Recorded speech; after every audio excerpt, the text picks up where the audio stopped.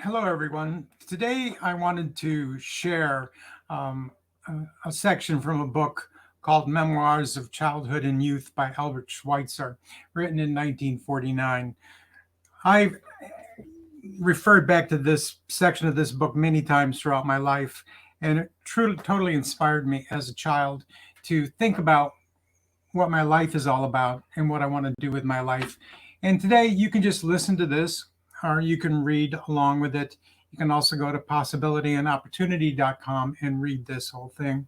So, in our world nowadays, there's so much struggle and division that it's refreshing to hear these thoughts. So, I'm going to read this to you today, and I hope that it makes a difference for you.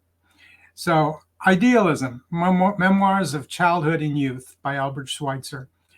Grown up people reconcile themselves too willingly to a supposed duty of preparing young ones for the time when they will regard as illusion what is now an inspiration to heart and mind.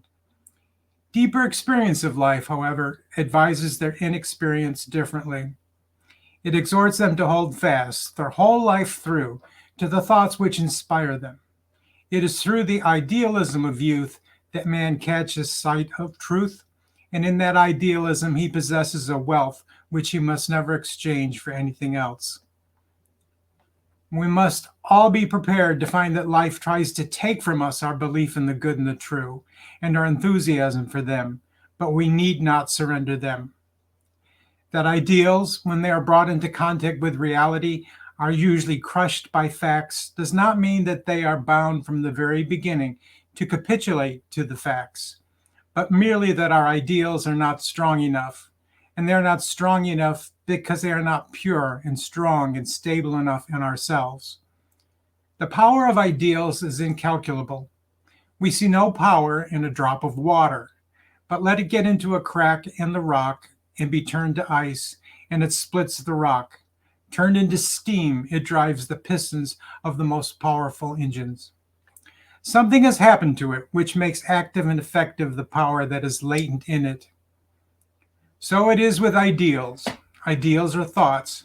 So long as they exist merely as thoughts, the power latent in them remains ineffective, however great the enthusiasm, and however strong the conviction with which the thought is held.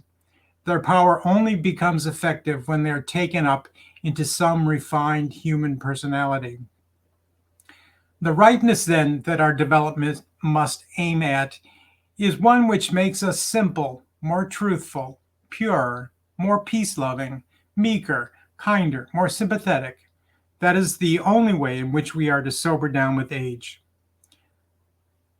That in the process in which the soft iron of youthful idealism hardens into the steel of a full grown idealism which can never be lost. The most valuable knowledge we can have is how to deal with disappointments. All acts and facts are a product of spiritual power, the successful ones of power which is strong enough, the unsuccessful ones of power which is too weak. Does my behavior in respect of love affect nothing? That is because there is not enough love in me. Am I powerless against the untruthfulness and the lies which have their being all around me? The reason is that I myself am not truthful enough. Have I to watch dislike and ill will carrying on their sad game? That means that I myself have not yet completely laid aside small-mindedness and envy. Is my love of peace misunderstood and scorned? That means that I am not yet sufficiently peace-loving. The great secret of success is to go through life as a man who never gets used up. That is possible for him who never argues and strives with men and facts, but in all experience retires upon himself and looks for the ultimate cause of things in himself. No one who is always striving to refine his character can ever be robbed of his idealism, for he experiences in himself the power of the ideas of the good and the true. When he sees far too little of the external results at which he is aiming, he knows, nevertheless, that he is producing as much as his character allows. It is only that success has not yet begun, or that it is as yet hidden from him. Where there is power, there's some result or other is produced. No ray of sunlight is ever lost. But the green which it wakes into existence needs time to sprout, and it is not always granted to the sower to live to see the harvest. All work that is worth anything is done in faith. The knowledge of life, therefore, which we grown-ups have to pass on to the younger generation, will not be expressed thus. Reality will soon give way before your ideals, but grow into your ideals so that life can never rob you of them. If all of us could become what we were at 14, what a different place the world would be. As one who tries to remain youthful in his thinking and feeling, I have struggled against facts and experience on behalf of belief in the good and the true.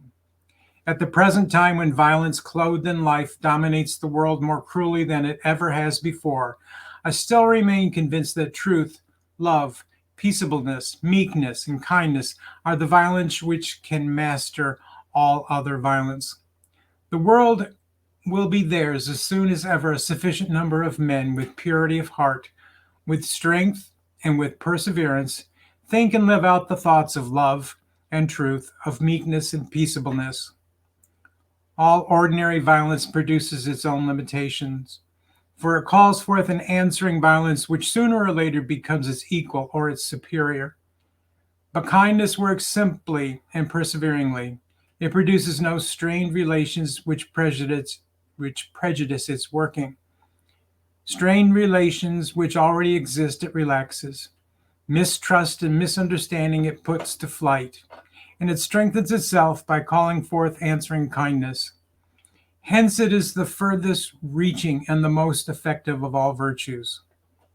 All the kindness which a man puts out into the world works on the heart and the thoughts of mankind. But we are so foolishly indifferent that we are never in earnest in the matter of kindness. We want to topple a great load over, and yet will not avail ourselves of a lever which would multiply our power 100-fold.